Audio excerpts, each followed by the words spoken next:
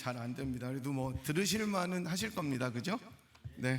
옆에 계신 분들과 한번 반갑게 인사하시겠습니다. 반갑습니다. 잘 오셨습니다. 네. 또 주님의 이름으로 축복하고 사랑합니다. 이렇게 한번 또 인사하시겠습니다. 네. 지난주에 그렇게 경고를 했는데도 오늘도 저한테는 아무도 인사를, 네. 아프다 그래도, 네. 이번 한 주 되게 그래도 따뜻했습니다. 그죠? 오늘까지 따뜻하고 내일부터 또 추워진다는데, 이게 정말 변화무쌍한 날씨 같습니다. 그래도 이제 봄이 거의 온 것 같고요. 우리 마음과 영혼 모두가 따뜻하게 생활했으면 좋겠습니다. 그래도 일교차가 많이 큰데 여러분께서 건강에 계속 유의하시고 또 이제 감기나 알러지 조심하시기 바랍니다. 아까 주 목사님도 저랑 이전부터 같이 알았는데 눈이 제일 약하시대요. 저는 눈, 코, 입 다. 눈, 코, 입. 그걸 막 가렵고 막 뭐 다 해봐도 잘 안 되더라고요. 운동해서 조금 극복이 되나 해도 꽃이 활짝 폈다고 아까 우리 반지호 집사님 얘기하셨는데 저는 꽃이 활짝 피는 게 제일 무서워요. 그렇습니다. 네, 저희들은 지난 시간에 믿음의 여정 21번째 시간으로 믿음의 여정은 의심의 여정이다라는 제목으로 말씀을 살펴보았습니다.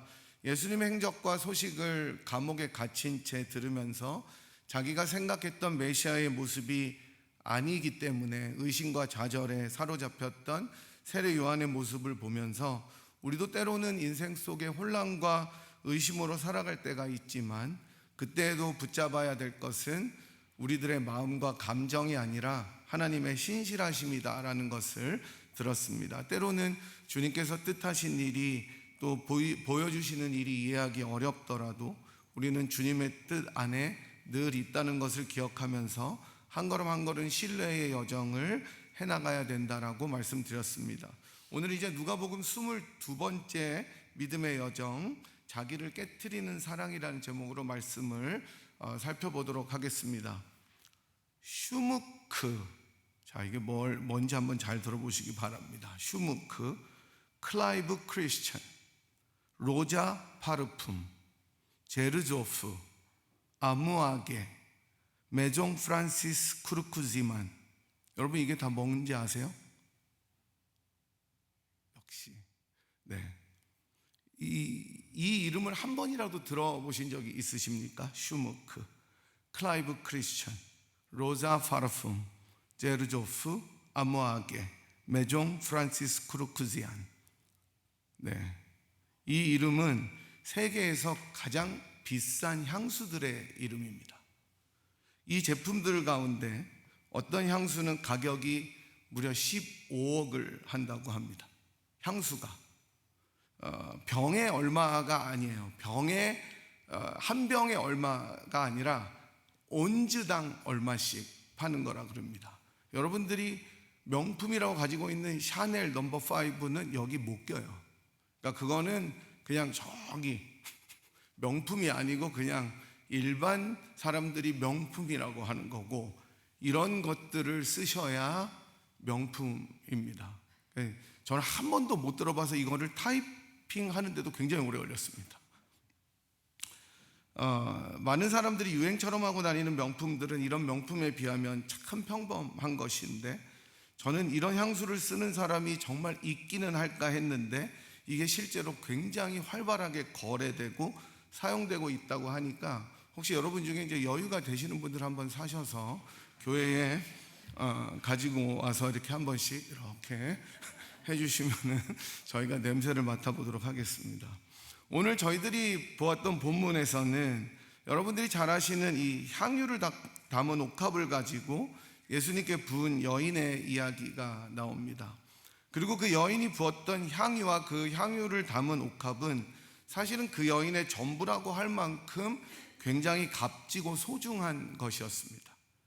이제 본문으로 들어가서 이 여인과 예수님의 이야기를 살펴보겠습니다.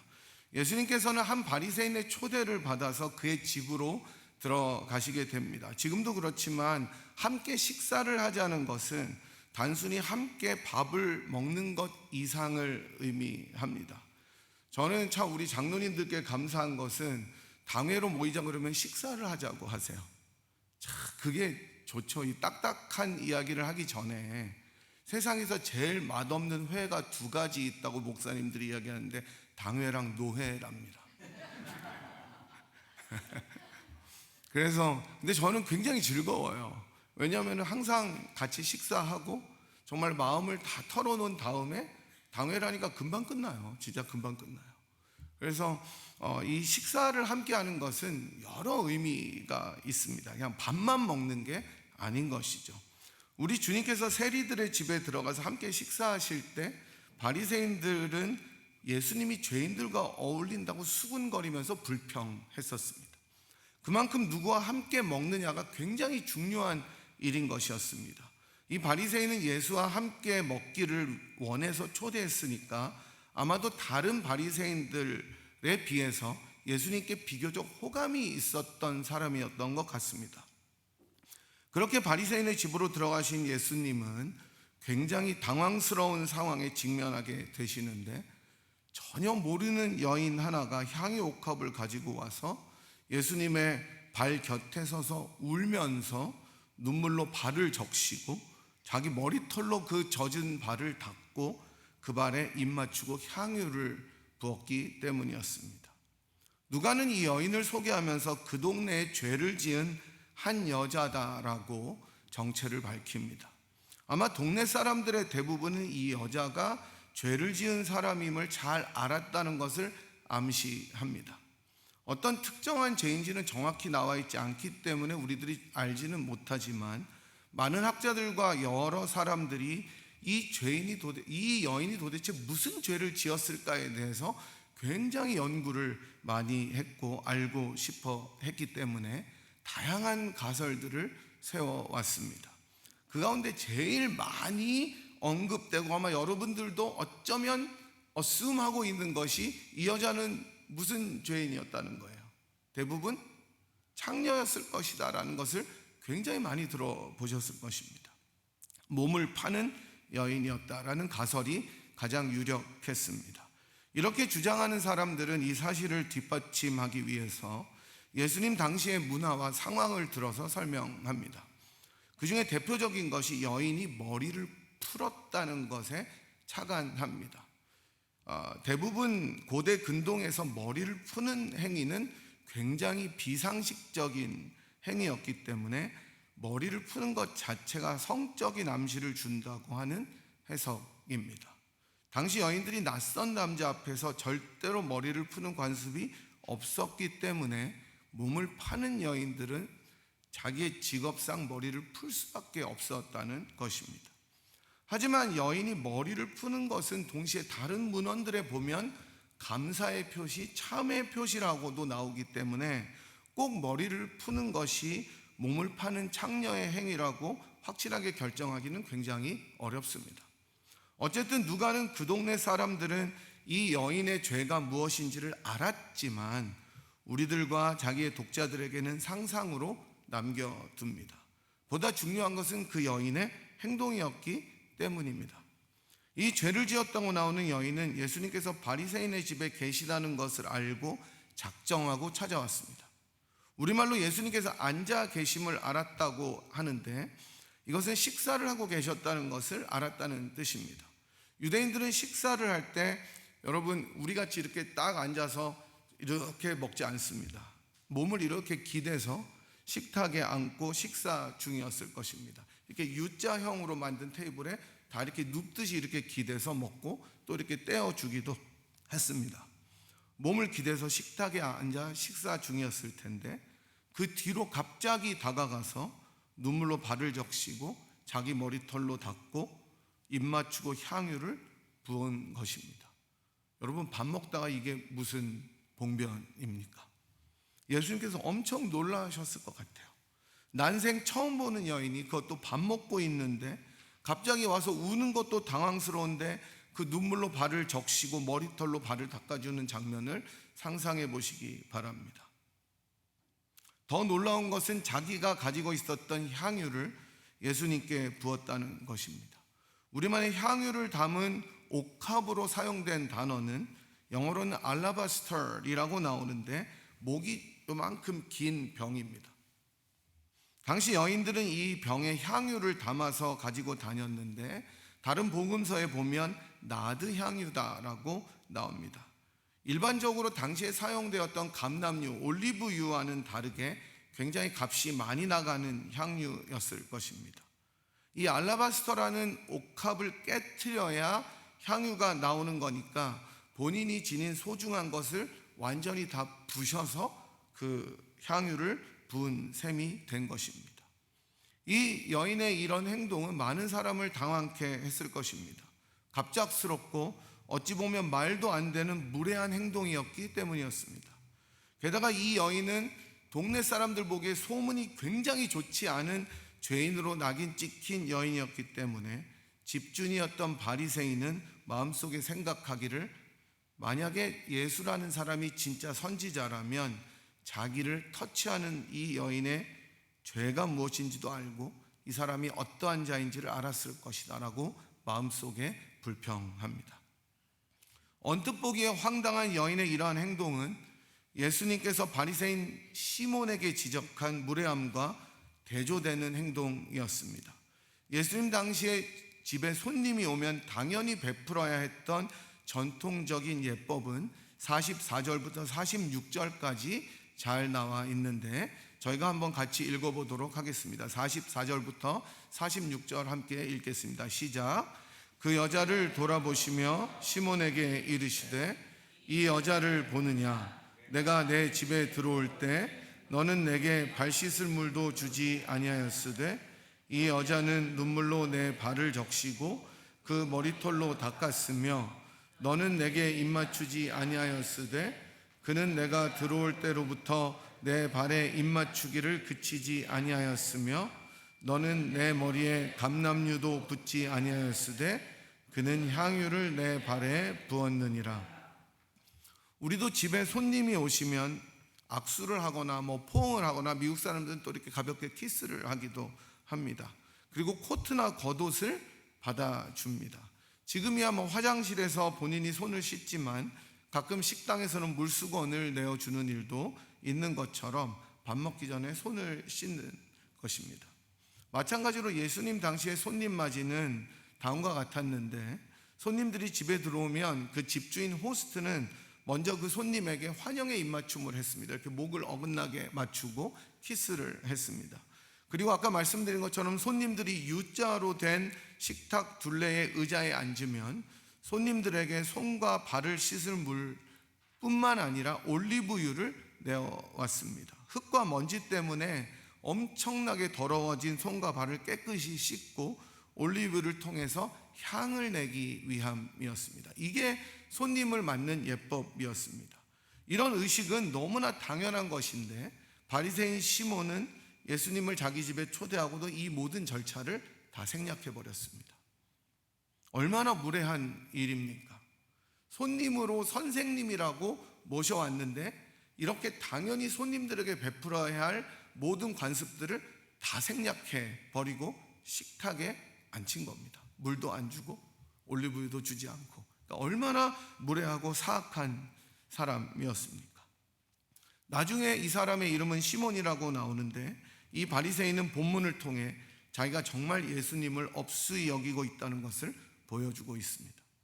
손님을 맞이하는 이 모든 과정들을 완전히 생략해 버렸던 것은 환대와 환영의 문화가 당연하고 중요했던 시대에 엄청난 모욕을 선사한 것이었습니다. 그럼에도 불구하고 예수님은 앉아서 식사를 하셨습니다. 이 광경을 목격했던 여인은 이 바리새인 시몬의 무례함을 보면서 자신이 대신 예수님께 호스트가 해야 했던 의식을 베풀어 주었던 것입니다. 그 집에서 자기가 무엇을 꺼내올 수는 없었기에 자기가 가진 것으로 예수님께 드린 것입니다. 볼이 아니라 발에 입을 맞추면서 환영했고 손발을 씻으실 물 대신에 자기의 눈물로 예수님의 발을 적셨습니다. 수건 대신 자기의 머리털로 예수님의 발을 닦아드렸고 올리브유보다 훨씬 값비싼 향유로 예수님께 부어 드렸습니다. 이 모습을 보면서 바리새인 시몬은 자기의 무례를 떠올리며 반성하는 것이 아니라 예수님이라면 과연 이 여인의 정체를 알아볼 수 있을까라는 의구심을 가진 것입니다. 그렇다면 이 여인은 도대체 왜 예수님께 이런 행동을 했을까요? 그것이 오늘 말씀의 중요한 포인트가 됩니다. 아마도 이 여인은 예수님의 소문을 들었을 것입니다. 예수님께서 세리와 죄인의 친구가 되어주시고 그들과 더불어 교제하신다는 이야기를 듣고 자기도 그런 예수를 보기 원했고 자기의 죄가 사함받을 가능성에 대해서도 생각했을 것입니다. 이 예수는 세리와 창녀들과 어울려 다니고 그들의 죄를 사여 주신다더라라는 말을 들었을 것입니다. 병도 고쳐주신다, 연약한 자들의 벗이 되어주신다라는 말을 수없이 들었을 것입니다. 그리고 이 여인은 자기의 죄를 떠올리면서 그런 자신을 받아줄 것이라는 예수님 앞에 나와 회개의 눈물을 흘리고 있는 것입니다. 예수를 보자 그동안 겪어왔던 인생의 험난함과 그 험난함 속에 죄인으로 살아왔던 모든 것들이 생각납니다. 그리고 북받쳐 오르는 마음으로 이제는 이 모든 죄악과 아픔과 상처와 그 고단함들을 이 예수 앞에 아뢰야 되겠다고 생각합니다. 눈물이 흐릅니다. 감정이 주체가 되지 않습니다. 39절에 눈물로 그 발을 적신다는 표현은 비가 쏟아 붓는다는 의미이니 정말 통곡을 했던 것입니다. 엄청나게 울었습니다. 저는 이 장면을 보면서 죄인이 예수님을 만날 때 바로 이런 모습을 가지게 된다는 것을 보게 됩니다. 우리는 5장에서 베드로가 기적을 경험하고 예수의 발 앞에 엎드려 내가 죄인이니 나를 떠나달라고 무너진 것을 보았습니다. 마찬가지로 오늘 이 죄인인 여인도 소문을 통해 들었지만, 그래서 이 사람이 과연 세리와 창녀들의 친구가 되고 그들의 죄를 용서하신다는 말을 들었지만 막상 예수의 모습을 보니 그 앞에 자신의 죄가 드러나고 그동안 살았던 인생의 죄악이 드러나고 내 고단함과 험난함이 얼마나 깊은 것인지를 깨닫게 되었던 것입니다. 그 회개와 참회의 표시로 이 여인은 이제 예수의 발에 입 맞추고 눈물로 발을 씻고 머리털로 닦으며 향유를 붓고 있습니다. 무엇을 해달라고 요구하는 것이 아닙니다. 내 죄를 사해 주세요라고 이야기하는 것도 아니었습니다. 내가 죄를 이만큼 졌으니 내가 이렇게 헌신하면 용서를 받겠지 하는 것이 아니라 예수님의 존재 자체에 압도되어서 회개의 자리로 자연스럽게 나아가게 된 것입니다. 예수님을 본 사람들이 정말 그 자리에 수없이 많았지만 집주인 시몬은 회개는커녕 예수님을 판단하기에 바빴고 다른 이들의 모습은 어떤지 나오지는 않지만 함께 앉아있는 자들 역시 비슷했을 것입니다. 예수님께서 그 여인의 죄가 사해졌다고 선포하시자 도대체 이 사람이 누구길래 죄도 사하는가라며 놀랄 뿐입니다. 오늘 본문은 주님께서 그 여인의 죄를 사하심으로 마무리가 됩니다. 주님께서는 41절부터 42절까지 나오는 간단한 비유를 통해 많이 탕감을 받은 자가 더 많이 사랑한다는 단순한 진리를 말씀하십니다. 이 말씀을 통해 더 많은 죄가 사함을 받은 사람이 더 많이 주님을 사랑하는 것이다 라는 교훈을 허락하십니다.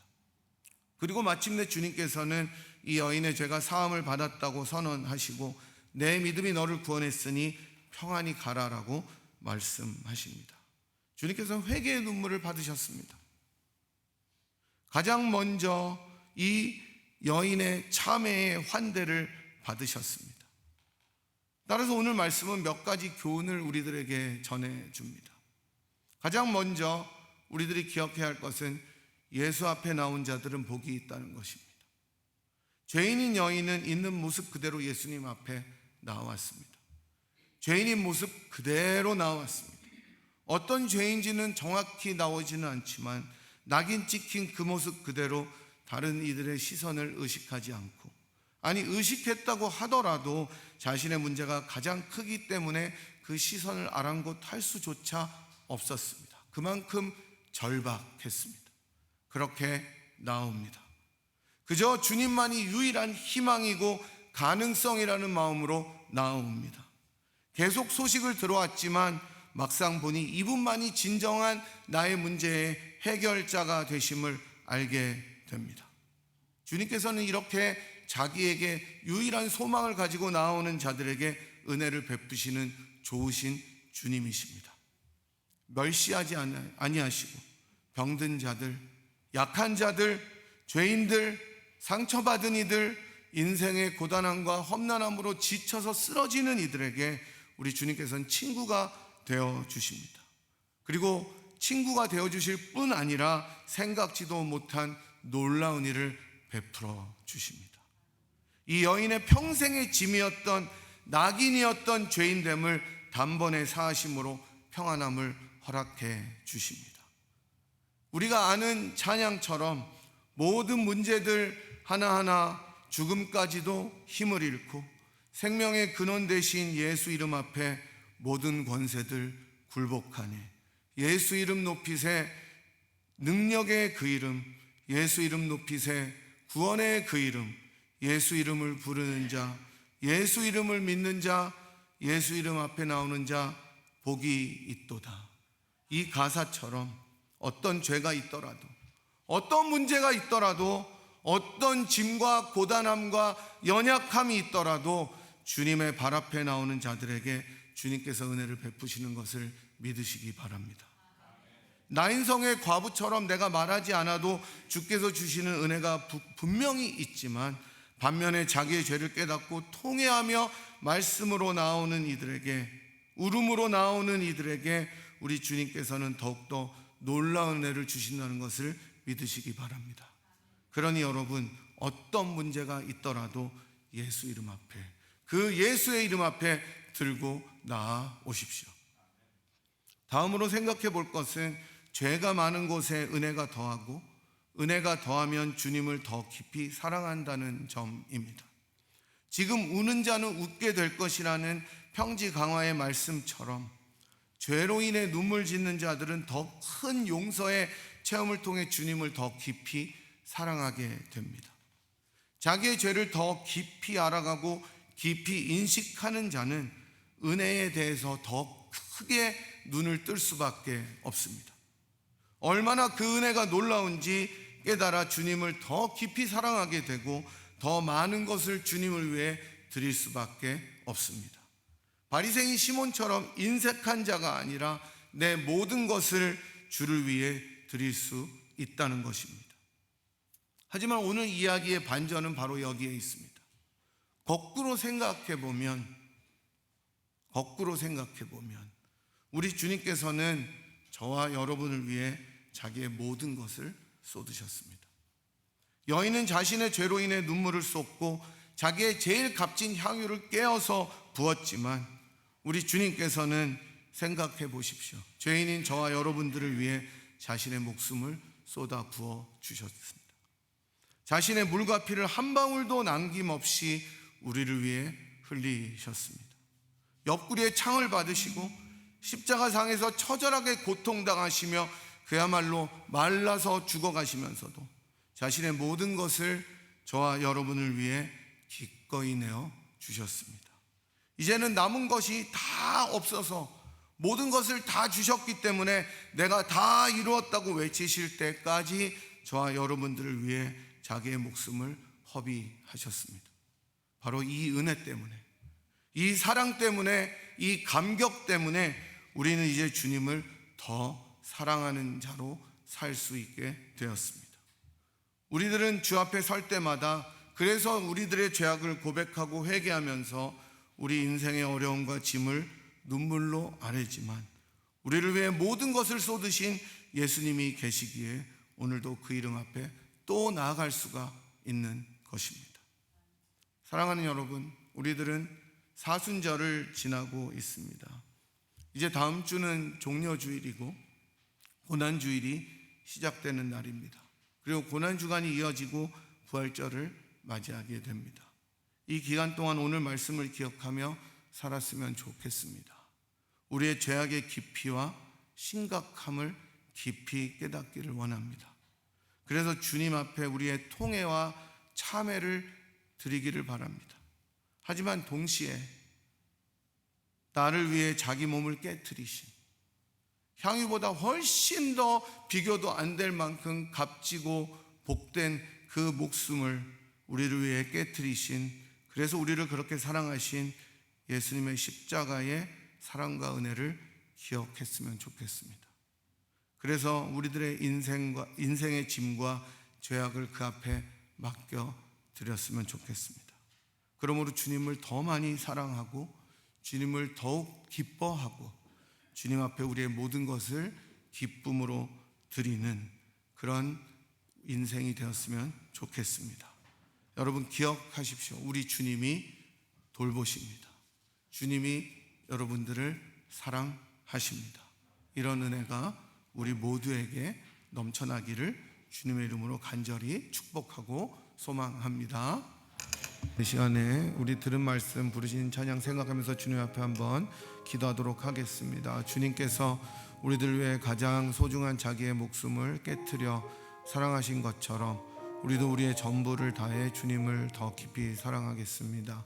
찬양한 것처럼 내가 숨질 때에 하는 말, 내 구주 예수를 더욱 사랑하겠노라 하는 것이 우리들의 마지막 말이 될 수 있도록 우리들의 인생을 인도하여 주시옵시고, 우리 사순절 기간을 통하여 우리들의 죄악의 깊이와 넓이를 더 깊이 깨닫고 그 속에 임하시는 하나님의 은혜가 얼마나 넘쳐나는지를 체험하는 시간이 되게 도와 주시옵소서. 주님의 사랑 깊이 깨닫고 우리가 주님을 더 사랑하게 하옵소서. 같이 한번 한 목소리로 주님 앞에 기도하도록 하겠습니다. 함께 기도하겠습니다. 하나님 아버지, 우리들의 인생에 험난함과 고단함과 죄악의 물결이 넘쳐날 때 그것들을 그대로 두지 아니하시고 자기의 귀한 목숨을 들여 우리들을 하나님의 자녀로 불러주신 그리스도의 은혜에 다시 한번 감사를 드립니다. 주님께서 자기의 몸을 깨뜨려 우리들을 살리신 그 은혜를 기억하며 우리도 우리들의 가장 좋은 것을 주님 앞에 드릴 수 있는 인생이 되도록 인도하여 주시옵소서. 하나님, 우리가 주님을 그렇게 더 사랑할 수 있도록 우리들의 인생의 여정을 인도하여 주시옵시고, 우리들이 불렀던 찬양처럼 우리들이 마지막 주 앞에 설 때 내가 주님을 더 사랑하겠노라는 것이 우리들의 마지막의 말이 될 수 있도록 우리들의 인생을 주님께서 복되게 인도하여 주시기를 원합니다. 주님을 더 깊이 사랑하는 저희들 가정, 교회가 되게 인도하여 주셔서 이 험난한 세상 주님과 함께 손을 잡고 기쁨으로 여정을 걸어가는 저희들의 인생이 되도록 축복하여 주시옵소서. 지금은 우리를 위하여 자기 몸을 다 깨트려 다 허비하시고 우리를 사랑하심으로 하나님의 자녀로 삼아주신 우리 구주 예수 그리스도의 무한하신 은혜와 그 아들을 아끼지 아니하시고 우리 모두를 위하여 기꺼이 내어주신 하나님 아버지의 극진하신 사랑하심과 성령 하나님의 위로교통 충만하심이 예수 그리스도를 더 사랑하고 그 속에서 내 죄악을 깨닫고 날마다 통회하며 주님을 위해 살기로 작정하고 돌아가는 이 자리에 함께한 주의 백성들 한 분 한 분 머리머리 위에와 사랑하는 분이엘 제단 위에 지금부터 영원토록 함께 하시기를 간절히 축원하옵나이다. 아멘.